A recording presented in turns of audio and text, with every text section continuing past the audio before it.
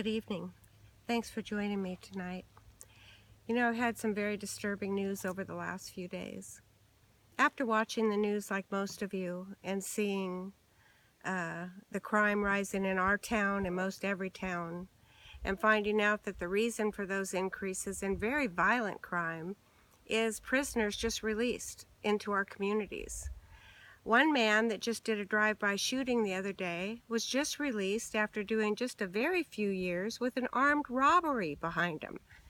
And I'm thinking to myself, and child molesters that are just released in Tehama County, a man that everybody thinks is going to reoffend. He's out only after a few years. And I'm thinking, well, if this is who they're letting out, it must be pretty bad, the people they're keeping in. Well, I just ran into a step-grandfather, whose 18-year-old son just got sentenced last month to 15 years in prison, where he's serving in Lompoc, California, in a federal prison for emailing with a 14-year-old Pennsylvania girl. The 18-year-old young man from California had never dated, didn't call girls, was playing around on the internet. He didn't know this girl was 14 years old. And when he found out, he cut off the communication. But this girl sent him a photograph of herself in her underwear on her bed, and her parents got wind of it. And this young man just got sentenced to a 15-year mandatory sentence. The judge had no discretion. This is the new federal law for child pornography, and I'm all about that.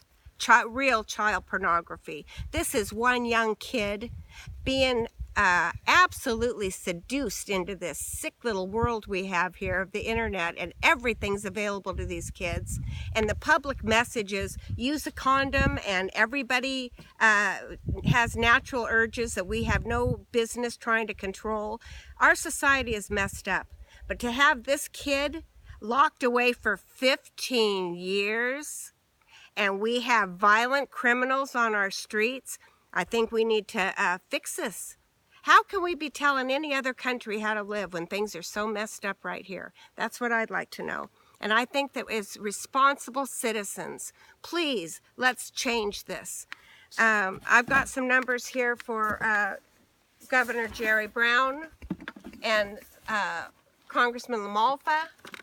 Please get a hold of these men and let's find out what the procedure is and how to fix this and keep these criminals locked up.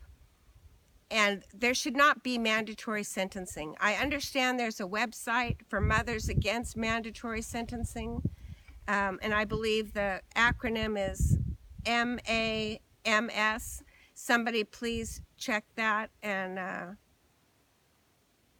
I'd like to help them get this changed. We have a serious problem with incarceration room in our country, and somebody, maybe a third party that isn't involved in the Justice Department, needs to reevaluate every one of these darn cells and see who we've got locked up and who we are letting out on the streets of our town. Thank you so much for joining me this evening.